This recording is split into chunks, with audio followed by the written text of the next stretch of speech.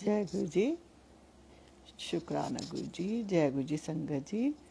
गुरु जी आपका लख लख शुक्राना। संगत जी मैंने अभी 2-3 दिन जो सत्संग डाले तो आज मैं वहीं से ही आगे कंटिन्यू करूँगी। जब 2018 में जब गुरु जी ने मेरे को सत्संग सेवा में लगाया तो फिर जैसे ना हर मंडे को हर थर्सडे को लगातार उन्होंने 3 महीने तक मेरे को बड़े मंदिर बुलाया। मैं मतलब हैरान होती थी कि हर मंडे हर थर्सडे को मतलब गुरुजी क्यों बुला रहे हैं। खैर मैं जैसे वो बुला रहे थे तो मैं जाती गई, जैसे प्रोग्राम हम लोगों का बन जाता था, मतलब कोई ना कोई तरीका ऐसा कि जिसमें मतलब हर मंडे को ही जाना है, हर थर्सडे को ही जाना है। लगातार 3 महीने तक ऐसा हुआ। तो जब जैसे जा रहे थे हम सत्संग मतलब गुरु जी के बड़े मंदिर, तो बहुत ब्लेसिंग फील होती थी, मैं खुश भी बहुत होती थी। लेकिन कई बार ऐसे होता था कि मंडे को जैसे मैं जा रही हूँ तो मंडे को क्या होता था, जैसे सुबह मॉर्निंग में जल्दी निकलना है तो फिर थोड़े घर के काम एडजस्ट करने में थोड़ी दिक्कत होती थी। लेकिन गुरु जी की आज्ञा मान के मतलब मैं जाती थी और हस्बैंड भी अलाउ करते थे तू जा। जैसे मैं ना किसी बस से मतलब एक बस में जाती थी, और वो बस वालों ने अपने आप जैसे मेरे को ऐड किया था। तो जैसे होता है ना गुरुजी का बुलावा होता है, तो बस हर मंडे थर्सडे को जैसे जाना है तो नाम वो लिख लेते थे, तो मतलब हम चले जाते थे। बहुत बहुत सारी संगत जाती थी। तो जैसे मैं जा रही थी तो कई बार तो गुरुजी ना मन में पता नहीं क्यों डाल देते थे, जैसे हर मंडे को थर्सडे को जैसे मैं जा रही हूँ, मैं तैयार हुई हूँ, जैसे होता है ना जैसे जा रहे हैं बड़े बंदे तो तैयार होते हैं, तो गुरुजी मन में डाल देते थे डीपी चेंज कर ले।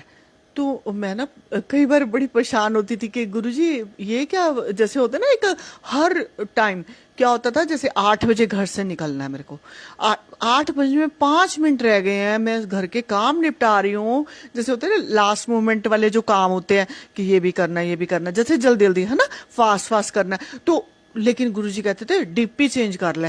तो मैं फिर मतलब उनका कहना मान के फटाफट अपनी डीपी मतलब कि उस फोटो खींचती थी और फिर फटाफट अपनी डीपी फेसबुक पे चेंज करती थी। तो ऐसे ये हर बार हर मंडे को हर थर्सडे को मेरे साथ होता था।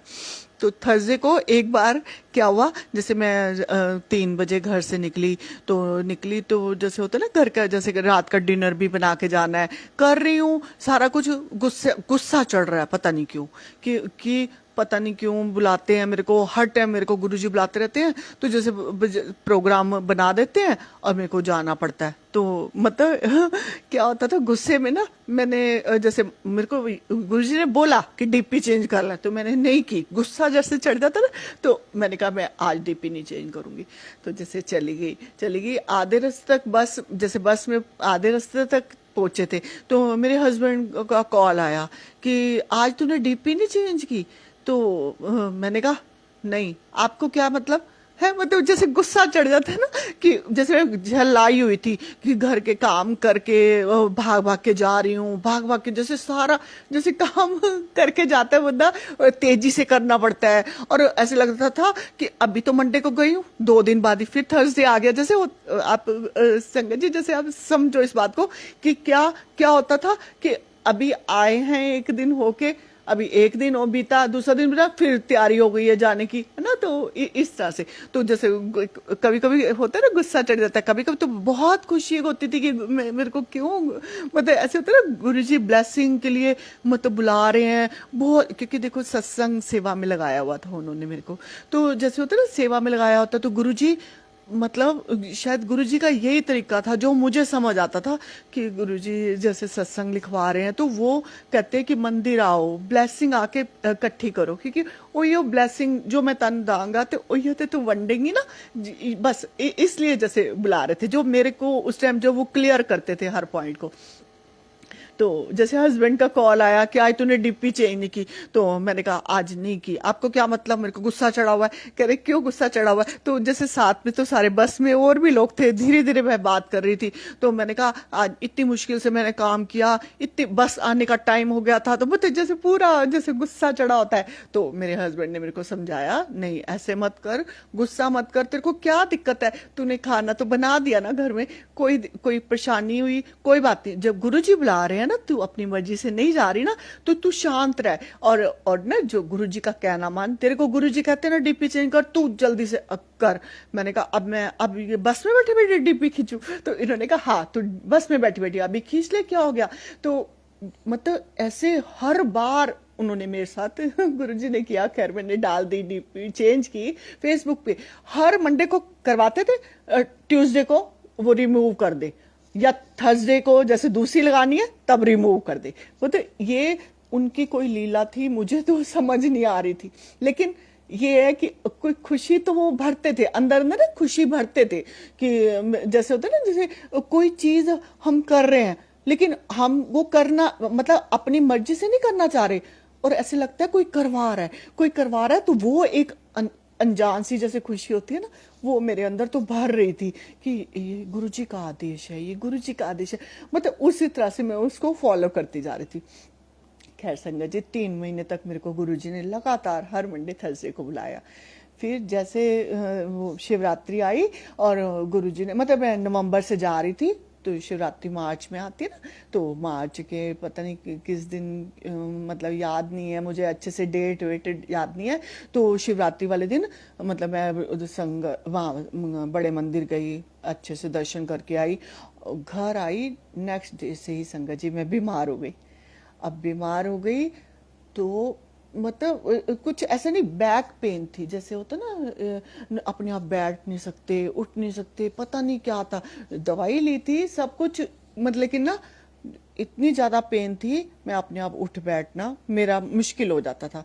तो खैर फिर मैं थोड़ा सा होता ना, जैसे घर के काम नहीं कर पा रहे हो, आप परेशान होते हो ना कि दवाइयां भी खा रहे हैं और परेशानी हो रही है। एक दिन क्या हुआ संगत जी, मैं ना लेटी हुई थी, अभी जैसे ब्रेकफास्ट वगैरह करके लेटी हुई थी। तो क्या किया गुरुजी ने मेरे, मतलब जैसे मैं मतलब दुखी रहती थी, झूठ नहीं बोलूंगी, मैं दुखी रहती थी कि मेरी तबीयत बहुत खराब है। होता है ना, अंदर से कोई खुशी नहीं हो रही थी। सत्संग फिर भी लिखवा रहे थे।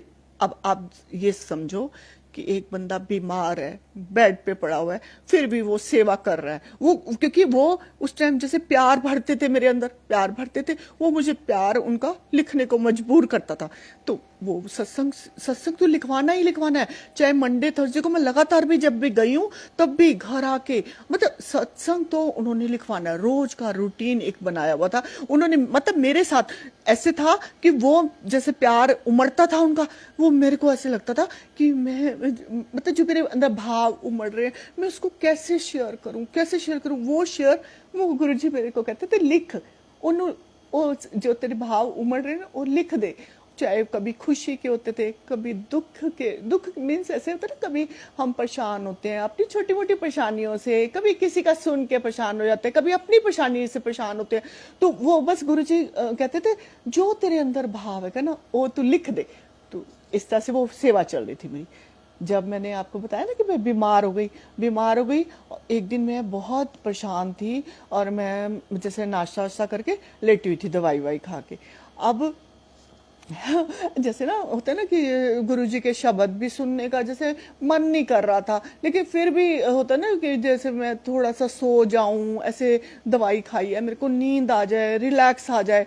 तो मैंने ना अपने जहाँ मेरे भजन सेव है, तो वहाँ पे ना एक भजन था, मैं कमलियाँ कमलियाँ, एक है सूफी भजन है पाकिस्तानी सिंगर का। तो वो मेरे जैसे फिंगर टच कर गई, मैं मतलब मैं झूठ नहीं बोलूंगी, मुझे कुछ नहीं पता मैं कौन सा इसको क्लिक कर रही हूँ, उस पे ही लगा वो जाके।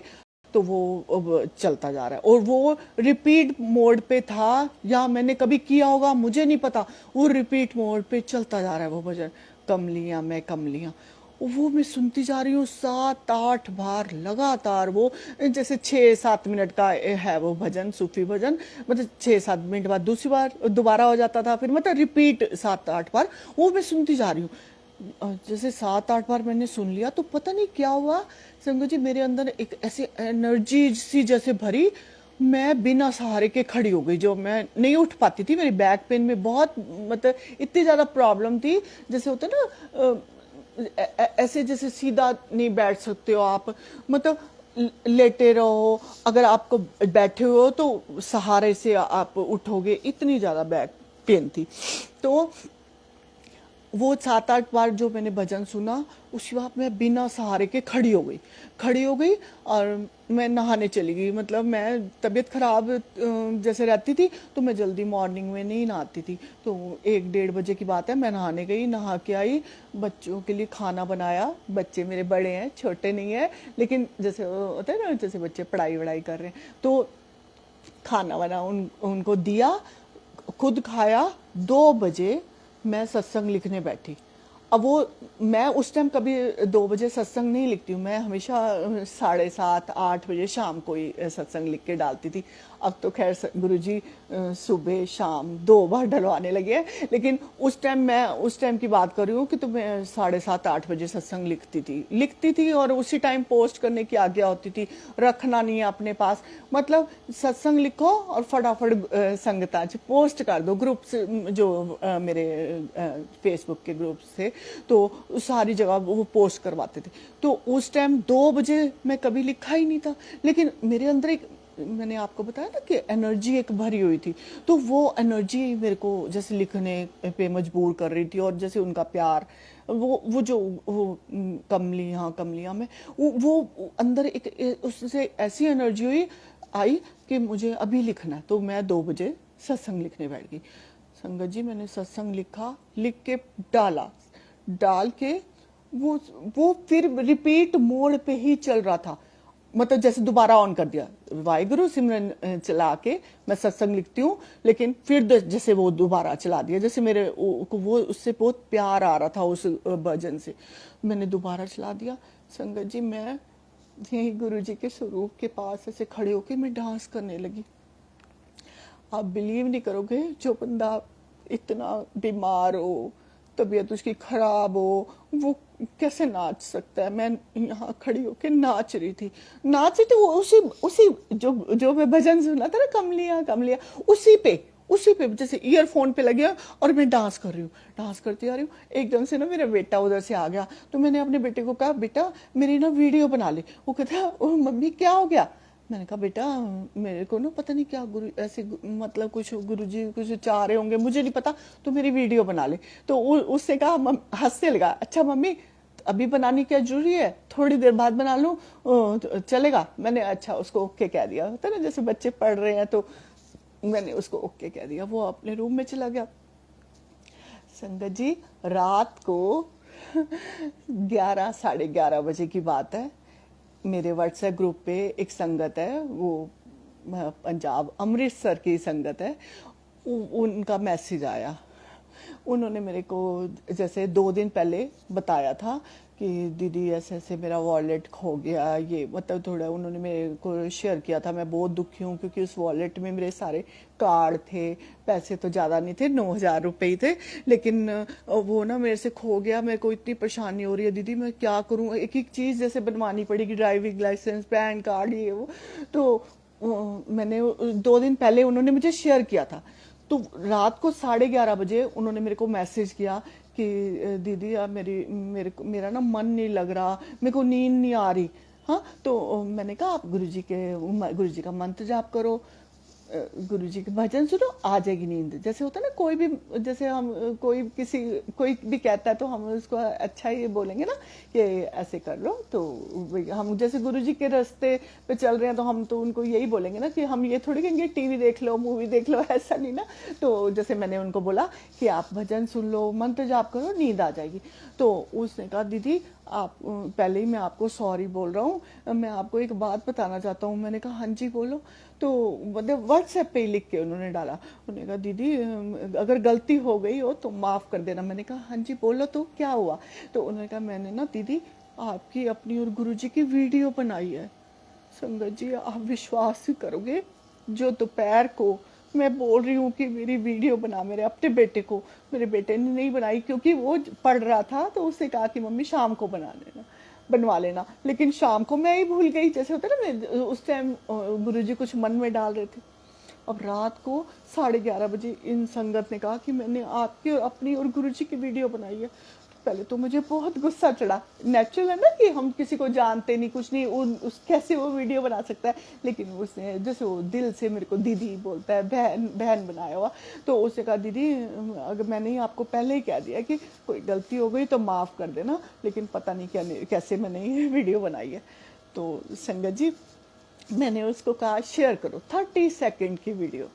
उसमें गुरुजी की बार बार फोटो आ रही है, मेरी फोटो आ रही है, उनकी फोटो आ रही है। मतलब जैसे वो मतलब गुरुजी ने जैसे मेरे मन की इच्छा उनमें डाल दी कि जैसे होता है ना, जैसे मेरी दिल था दोपहर को तो उन्होंने उनके मन में डाल दी। उनको सिर्फ ब्लेसिंग देनी होगी, बस मैं अभी आपको इस पॉइंट पे बताती हूँ कि कैसे ब्लेसिंग। तो खैर मैंने हाथ जोड़ दिए और जय गुरु जी लिखा और ग्रुप से हट गई, वहाँ से जहाँ वो मेरे पर्सनल पे आए थे हट गई। अब मेरे को पहले अंदर से गुस्सा बहुत चढ़ा, मेरे सच में रोंगटे खड़े हो गए कि लेकिन मेरे को गुरुजी ने फटाफट याद कराया कि दोपहर जैसे होता ना, कहा था तूने कि भाई हाँ वीडियो बना, तो बस तो क्या इसमें क्या गलत है ना। तो बस मैंने खैर सो गई मैं। नेक्स्ट डे 8 बजे की बात है रात की, उन अंकल का मेरे को फ़ोन कॉल आया। उसने कहा दीदी आज मैं ना बहुत खुश हूँ, आप बताओ गैस करो। मैंने कहा क्या हुआ। जैसे होता है ना, हम अपनी चीज़ों में उलझे होते हैं, दूसरे की चीज़ कैसे गैस कर सकते हैं। हालांकि उन्होंने जैसे मुझे बताया था कि मैं 2 दिन से मेरा वॉलेट खो गया या कुछ, सब कुछ पता था, लेकिन अचानक से कई बार याद नहीं आता ना। तो उसने कहा दीदी मेरा वॉलेट मिल गया। तो मैंने कहा शुक्राना गुरुजी, ऐसे में जैसे उन्होंने भी शुक्राना किया। तो उसने जैसे उसने कहा दीदी मैं अभी थोड़ी देर में सत्संग आपको लिख के डालूंगा, फिर मेरे को ग्रुप में डालना है। मैंने कहा ठीक है। तो संगत जी आप देखो, मेरी तबीयत खराब और गुरुजी ने मेरे को जो भजन सुनवाया, मेरे अंदर एनर्जी भरी, उससे मेरी इच्छा जैसे जगी। अब उस इच्छा से वो जैसे पूरी करने के लिए गुरुजी ने दूसरी संगत के मन में डाला, उनको ब्लेसिंग देनी थी। उनका वॉलेट देखो, अब नेक्स्ट डे वॉलेट मिला। अब ये कैसे हो सकता है संगत जी आप बताओ कि जैसे खोया, चलो चीज मानते हैं कि खो जाती है, मिल जाएगी, कोई बात नहीं, कभी खोया तो मिल भी जाएगा। लेकिन गुरुजी की हम गुरु संगत है तो हम तो उसको ब्लेसिंग के रूप में मानते हैं ना, कि वो अंकल उनको जैसे उनको खुद फील हुआ कि मैंने दीदी की वीडियो बनाई या जो भी, और जैसे वो मेरे मन में पहले गुरुजी ने डाला और उनसे वो सेवा ली, उनका वॉलेट मिला। वो बार बार लिखे जाए कि दीदी मैं तो मतलब आपका ना वो कभी भूल नहीं सकता। मैंने कहा क्यों, आप ऐसे क्यों बोल रहे हो। तो मैंने तो कुछ नहीं कहा। कहता नहीं दीदी आप जो मेरे को रोज रोज ब्लेसिंग सेंड करते हो ना, ब्लेसिंग सेंड करते हो, ये उसी का ही कमाल है। मेरा सब कुछ अच्छा हो रहा है, सब कुछ अच्छा, मैं मतलब पॉजिटिव रहता हूँ मैं, मतलब ऐसे ये गुरुजी ने मतलब ऐसे किया। अब आप संगत जी सुनो कि जैसे हम इतने बीमार हैं, है ना, तो बीमार हैं तो हम खुद किसी के लिए कुछ कर तो नहीं सकते ना। आप अपने लिए नहीं जो कर सकता, दूसरे के लिए क्या करेगा। तो ये गुरुजी पहले ब्लेसिंग देते हैं, हमें देते हैं, और फिर वो जैसे होता है ना कई बार दूसरों को बांटना है। अब जैसे जिन संगत को सेवा में लगाया हुआ है तो उनको तो इसलिए ही दे रहे हैं ना, और बांट दो, सेवा ले रहे हैं। तो ये गुरुजी की इस तरह से लीला ही है, और गुरुजी सबके साथ ऐसे ही हैं। गुरुजी की कोई भी छोटी बात जैसे होती है ना, हम ऐसे उसको इसमें इफ बट ना लगाएं कि ये क्यों हुआ, कैसे हो सकता है, ये चीजों से संगत जी परे हो जाओ सारे। जब हम गुरुजी के दरबार में पहुंच गए हैं तो वो सारा कुछ उन पे छोड़ दो। वो जो भी करते हैं ना, छोटी छोटी चीजें भी उसका भी कोई मतलब होता है। मतलब उसमें ये नहीं है कि ऐसे क्यों, ऐसे ये तो ऐसी बाय चांस हुआ होगा, बाय चांस गुरु जी के दरबार में कुछ नहीं होता, सब उनकी ब्लेसिंग देने के तरीके हैं। वो किसी तरह में से भी किसी को भी ब्लेसिंग दे सकते हैं, और ऐसे ही सारी संगत का हाथ पकड़ के चलते हैं। गुरु जी कहते हैं ना कि जो तुसी ਇੱਥੇ ਮੇਰੇ ਕੋਲ ਆ ਰਹੇ ਹੋ ਤੇ ਮੈਂ ਤੁਹਾਨੂੰ ਜੋ ਸਿਖਾ ਰਿਹਾ ਤੇ ਉਹ ਸਿੱਖਦੇ ਜਾਓ, ਸਿੱਖੋ ਤੇ ਅੱਗੇ भी सारे सिखा सकते हो तो सिखाओ। ये मतलब अगर किसी के मन में कोई क्वेश्चन है तो उसको सॉल्व करो। ऐसे नहीं कि आपने कुछ सीखा तो उसको ऐसे दूसरों को समझाओ कि नहीं आपको तो पता नहीं है, आपको ऐसे करना चाहिए। ऐसे नहीं, अहम अपने अंदर बिल्कुल नहीं पालो, और बिल्कुल ऐसे ही गुरु मानना है कि ये ब्लेसिंग हमें गुरु जी ने दी है तो हमें आगे लोगों तक, संगत तक पहुंचानी है। बस यही मैं आज का मेरा सत्संग है जो मैं आपसे शेयर करना चाहती थी। लख लख शुक्राना गुरु जी सारी संगत नू ब्लेस करो, जैसे आपने मुझे ब्लेस किया सारी संगत नू ब्लेस करो। शुक्राना गुरु जी।